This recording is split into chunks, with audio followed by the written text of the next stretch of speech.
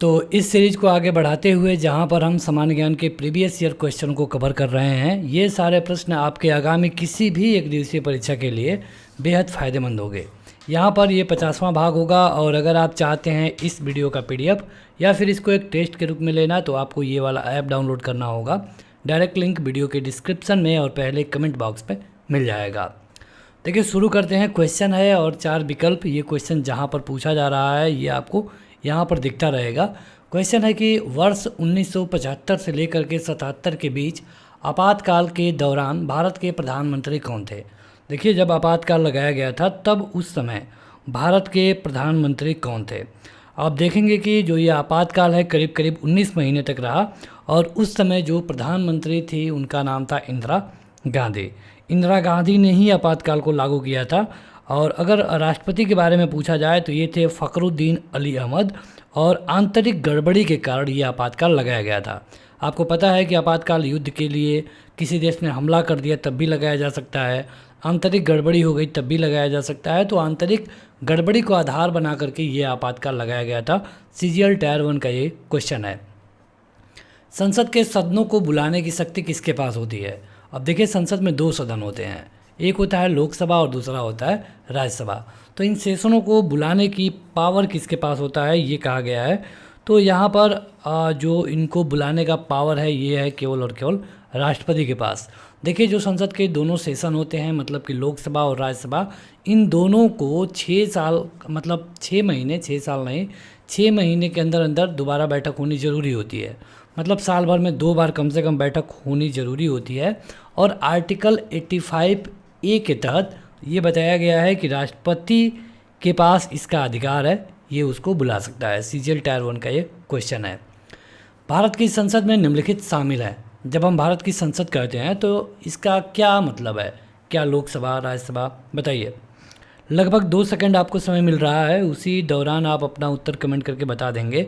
देखिए जब भी हम भारत के संसद के बारे में बात करते हैं यहाँ पर होता है लोकसभा, राज्यसभा और इसके अलावा प्रेसिडेंट, मतलब तीनों लोगों को मिला करके ही बनेगा संसद।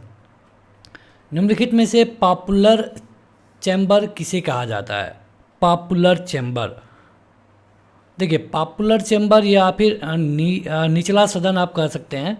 तो निचला सदन कहते हैं लोकसभा को।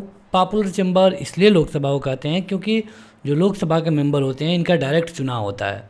जैसे आप देखते हैं कि जो लोकसभा का चुनाव होता है हर एक 5 साल पे, तो ये लोग जाते हैं लोकसभा में, हालांकि राज्यसभा में ऐसा बिल्कुल नहीं है।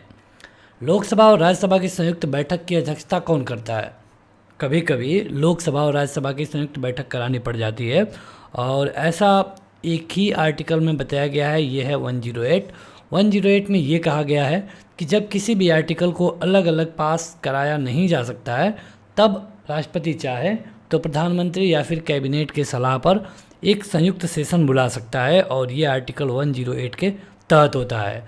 लेकिन जब लोकसभा अलग बैठता है तब एक लोकसभा के स्पीकर होते हैं, जब राज्यसभा अलग बैठती है तो राज्यसभा के एक स्पीकर होते हैं जिनको हम वाइस प्रेसिडेंट बोलते हैं। लेकिन जब ये दोनों लोग एक साथ बैठेंगे तो इनका स्पीकर मतलब कि इनका अध्यक्ष कौन होगा, तो ये होंगे लोकसभा के अध्यक्ष। लोकसभा में कार्य संचालन और आचरण की नियमावली का नियम संसद भवन के समक्ष औपचारिक प्रस्ताव पेश किए जाने से संबंधित नहीं है, इसलिए इस नियम के तहत मामलों पर चर्चा के बाद मतदान नहीं हो सकता। मतलब कि लोकसभा में कार्य संचालन कैसे हो, उनके आचरण की जो नियमावली है इसके बारे में पूछा गया है कि किस नियम के तहत मतदान नहीं हो सकता। तो ये जो नियम है ये है 193। ये देखिए ये थोड़ा सा हार्ड क्वेश्चन है, काफ़ी कम बार पूछा गया है, लेकिन ये क्वेश्चन CGL का है। अब जाहिर सी बात है कि आप अनुमान लगा सकते हैं कि जब CGL का क्वेश्चन है तो लेवल क्या होगा। संसद में कोई विधेयक धन विधेयक है या फिर नहीं है, इस पर अंतिम निर्णय कौन करता है। जैसे विधेयक जाते रहते हैं संसद में, तो धन विधेयक है कि नहीं है ये निर्णय करने का अधिकार होता है केवल और केवल लोकसभा के अध्यक्ष को। देखिए होता क्या है, जब भी हम किसी बिल को कानून का रूप देना होता है तो हम पहले उसको या तो लोकसभा में लाएंगे या फिर राज्यसभा में लाएंगे। जब ये राज्यसभा में पास हो जाएगा तो उसको लोकसभा में ले जाएंगे। एक सामान्य बिल होगा तब इसमें लोकसभा के बराबर ही पावर हो जाएगा राज्यसभा का। कई बार आप क्या देखते हैं कि कोई सरकार बहुमत में होते हुए भी राज्यसभा में बहुमत नहीं होता है, क्योंकि सरकार बनाने के लिए आपको लोकसभा में ही बहुमत चाहिए, राज्यसभा से कोई मतलब नहीं है। तो जब लोकसभा में उनके पास बहुमत है, कोई भी बिल आया उन्होंने पास करा दिया, लेकिन राज्यसभा में बहुमत नहीं है तो यहाँ पर पास नहीं होगा। तो इस तरह की दिक्कतों के लिए कभी कभी इस तरह के विवादित जो विधेयक होते हैं उनको धन विधेयक कह दिया जाता है, और ये कहते हैं अध्यक्ष। जब धन विधेयक कह दिया जाएगा तो क्या फ़ायदा होगा कि उसमें जो राज्यसभा का पावर है ये कम हो जाता है। राज्यसभा अगर इसको रोक भी दे तो ज़्यादा कोई फ़र्क नहीं पड़ता है। तो इसलिए अगर आपको याद हो तो जो आधार कार्ड का बिल लाया गया था, तो आधार बिल को भी धन विधेयक बना करके ही पास करा दिया गया। भारतीय संसद के परिप्रेक्ष्य में शून्यकाल किसे कहते हैं? शून्यकाल आप जानते ही होंगे, अगर नहीं जानते हैं तो नाम तो सुने ही होंगे। तो शून्यकाल का क्या मतलब होता है? देखिए, प्रश्नकाल के बाद तुरंत बाद जो समय होता है उसको हम शून्यकाल कहते हैं। यह दोपहर लगभग 12 बजे के आसपास शुरू होता है, और यहाँ पर क्या होता है कि जो भी महत्वपूर्ण मामले होते हैं और जिसमें देरी नहीं की जा सकती है उनको यहाँ पे उठाया जाता है। यानी कि इसके लिए आपका सही उत्तर होगा प्रश्नकाल के तुरंत बाद के समय को हम क्या कहते हैं? शून्यकाल कहते हैं। CGL टायर 1 2019 का भी ये भी क्वेश्चन है। एक वर्ष में लोकसभा में सामान्यतः कितने सत्र आयोजित किए जाते हैं? सामान्यतः कहा गया है। देखिए, अगर आप देखेंगे तो कहा गया है कि जो भी सेशन होंगे उनके बीच में 6 महीने से ज़्यादा का गैप नहीं होना चाहिए। यानी कि हमारे यहाँ जो साल होता है ये 12 महीने का होता है, 6 महीने से पहले ही हो जाना चाहिए। यानी कि नॉर्मली हमारे यहाँ 2 बार होना चाहिए, लेकिन कहा गया है कि लोकसभा में, तो अब लोकसभा में ये 3 बार होता है और हर साल होता है। 3 बार ये क्यों होता है? पहले बार होता है बजट सेशन फरवरी में जब बजट आता है, इसके बाद से एक होता है मानसून सत्र जुलाई अगस्त में, और तीसरा होता है शीतकालीन सत्र जो कि दिसंबर में आता है। तो कुल मिला के सामान्यतः 3 होते हैं। इनकी संख्या बढ़ाई भी जा सकती है, लेकिन अगर सामान्यतः पूछेगा नॉर्मली तब आपका उत्तर 3 ही होगा। चाहे तो 4 किया जा सकता है, 5 किया जा सकता है, लेकिन ये कई कंडीशनों पर निर्भर करेगा। निम्नलिखित में से 15वीं लोकसभा का अध्यक्ष कौन था या फिर थी? 15वीं लोकसभा कहने का क्या मतलब है? आपको हम ईयर बता दे रहे हैं, 2009 से लेकर के 2014 UPA 2 की सरकार थी। तो बताइए कि यहाँ पर लोकसभा का अध्यक्ष कौन था? अगर करंट वाला आपसे पूछा जाए तब तो आप बता देंगे, लेकिन यहाँ पर उस समय थी मीरा कुमार। इसके बाद अगर पूछे कि 2014 से लेके 2019 में कौन रहा, तो ये थी सुमित्रा महाजन। और अगर ये पूछ ले कि 19 के बाद कौन रहा, तो ये आप हमें कमेंट करके बताएंगे कमेंट बॉक्स में। अगला क्वेश्चन है कि संसद के दोनों सदनों की संयुक्त बैठक की अध्यक्षता कौन करता है? देखिए, सेम क्वेश्चन आ चुका है। हमने आपको पीछे बताया है कि जब लोकसभा और राज्यसभा आर्टिकल 108 के तहत एक साथ बैठते हैं तो उनकी अध्यक्षता करने का अधिकार केवल और केवल लोकसभा अध्यक्ष के पास होगा। CHSL 10+2 का ये क्वेश्चन है। भारत के संविधान के आर्टिकल 100 भाग 3 के तहत लोकसभा की बैठक शुरू करने के लिए अपेक्षित गणपूर्ति सदन के सदस्यों की कुल संख्या की कितनी होगी? मतलब गणपूर्ति कितनी होती है? कोरम, जिसको एक शब्द है कोरम, तो बस आप कोरम बताइए। देखिए, कोरम का मतलब ये होता है कि जब तक उतने लोग नहीं आएंगे संसद का सेशन नहीं चलेगा। अब ये हर जगह लागू होता है। अगर हम लोकसभा में देखें तो लोकसभा में टोटल मेंबर होते हैं 550, और इनका आप 10वां भाग निकाल देंगे तो हो जाएगा 55। यानी कि लोकसभा में पक्ष विपक्ष या फिर किसी भी मेंबर जो निर्दलीय भी हो, उसको मिला करके जब तक 55 लोग नहीं आ जाएंगे तब तक उस दिन का सेशन शुरू नहीं किया जाएगा। 55 से कम आ जाएंगे तो सेशन नहीं चलेगा, 55 से जब ज़्यादा होंगे तब जा कर के सेशन स्टार्ट किया जाएगा। इसी तरह अगर राज्यसभा की बात करें तो यहाँ पे 250 लोग होते हैं, इसका 10वां भाग हो गया 25, यानी कम से कम 25 लोग होंगे, चाहे वो कोई हो, दल मतलब कि पक्ष विपक्ष सरकार कोई हो, उससे कोई फ़र्क नहीं पड़ता। सही उत्तर होगा पहला वाला भाग, यानी कि 10वां भाग।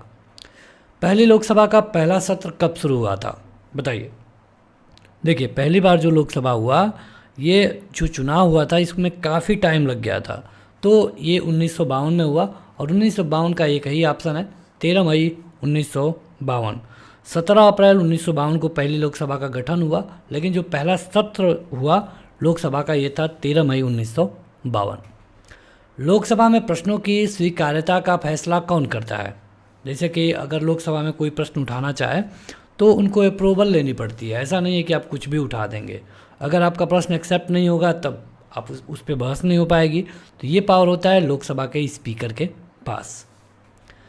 संसद के दोनों सदनों और उसकी समितियों और सदस्यों की शक्तियाँ, विशेषाधिकार और बचाव के बारे में मुख्य रूप से भारत के संविधान में किस अनुच्छेद में बताया गया है? समितियों की शक्तियों के बारे में देखिए, पार्लियामेंट्री प्रिविलेज इसको बोलते हैं, और ये है आर्टिकल 105 में। 105 में अब बताया गया है कि कौन कौन सी समिति होगी, उनका पावर क्या होगा, विशेषाधिकार क्या होगा, ये सारी चीज़ें। संसद सदस्य स्थानीय क्षेत्र विकास योजना यानी कि MP लैंड्स को दिसंबर में पेश किया गया था। किस दिसंबर में? MP लैंड्स को किस दिसंबर में पेश किया गया था, ये यहाँ पे पूछा गया है। तो देखिए ये काफ़ी पुराना है, ये 1993 में पेश किया गया था। और यहाँ पे क्या हुआ कि जो भी निर्वाचन क्षेत्र में विकास कार्य होंगे उनको उनकी सिफारिश करने का अधिकार मिल गया सांसदों को। संसदीय कार्रवाई में शून्यकाल के दौरान लॉटरी यानी कि बैलेट में उनकी प्राथमिकता के अनुसार प्रतिदिन कितने मामलों को उठाने की अनुमति है? शून्यकाल के दौरान कितने मामले आप उठा सकते हैं प्रतिदिन? तो देखिए यहाँ पर आपका जो सही उत्तर होगा ये होगा 20 मामले के उठाने की अनुमति होती है। लोकसभा के नियम के अधीन विशेष वर्णित तरीकों से वे तथ्य जो क्रम में नहीं है। देखिए, जो आदेश के बिंदु नहीं होते हैं या फिर जिन प्रश्नों में संबंधित नियमों के तहत नहीं उठाया जाता है तो उनको शॉर्ट नोटिस प्रश्न, कॉलिंग अटेंशन, मोटिवेशन आदि के नियम 377 के तहत उठाया जा सकता है। मतलब कोई अगर विशेष तरह का मामला है तो उनको 377 के तहत उठाया जा सकता है, यानी कि यहाँ पर आपका उत्तर होगा 377। CHSL का ये क्वेश्चन है, काफ़ी हार्ड क्वेश्चन है। स्वतंत्र भारत के पहले रक्षा मंत्री कौन थे? काफ़ी आसान और कई बार पूछे जाने वाला ये क्वेश्चन होगा। स्वतंत्र भारत के पहले रक्षा मंत्री और इनका नाम था बलदेव सिंह। बलदेव सिंह आप देखेंगे कि 15 अगस्त 1947 से लेकर के 13 मई 1952 तक भारत के पहले रक्षा मंत्री रहे। निम्नलिखित में से किसे लोकसभा के पहले उपाध्यक्ष के रूप में नियुक्त किया गया? उपाध्यक्ष पूछा गया है। देखिए, तो उपाध्यक्ष के बारे में हम बताएं तो उपसभापति आप इनको कह सकते हैं, और इनका नाम है M अनंत शरणम अयंगर। अगर पूछा जाए कि अध्यक्ष कौन था, ये तो उपाध्यक्ष हैं। अध्यक्ष थे GV मावलंकर, गणेश वासुदेव मावलंकर। उपाध्यक्ष थे M अनंत शरणम अयंकर। निम्नलिखित में से कौन सी संसदीय समिति में राज्यसभा का कोई भी सदस्य नहीं होता है? ऐसी कौन सी समिति है जिसमें कि राज्यसभा का कोई भी सदस्य नहीं होता है? बताइए, लगभग 2 सेकंड आपके पास रहा है। सही उत्तर होगा प्राक्कलन समिति। देखिए, अगर आप इस वीडियो को एक टेस्ट के रूप में लेंगे तो ही आपको ज़्यादा बेनिफिट होगा, अन्यथा उतना ज़्यादा बेनिफिट नहीं होने वाला है। जैसे कि आपके पास जब क्वेश्चन आया तो आप अपने मन में बताइए कि आपके हिसाब से कौन सा उत्तर सही है। अगर आप इस वीडियो को लाइव देख रहे हैं तब तो आपको कमेंट करना ही करना चाहिए।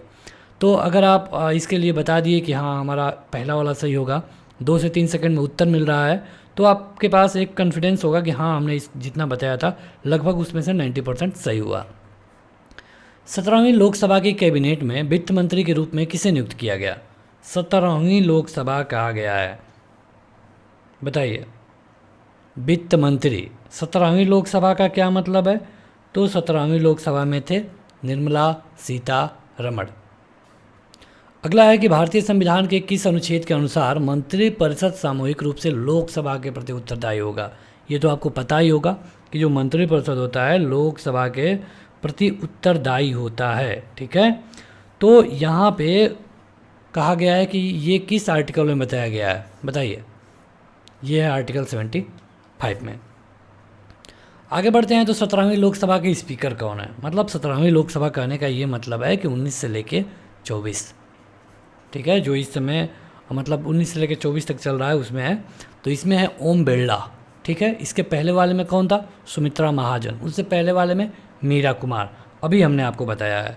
अब थोड़ा सा एक्स्ट्रा क्वेश्चन भी कभी कभी आपसे पूछा जा सकता है कि ये जो ओम बिरला हैं ये कहाँ से सांसद हैं? क्योंकि सांसद होंगे तभी स्पीकर बने हैं।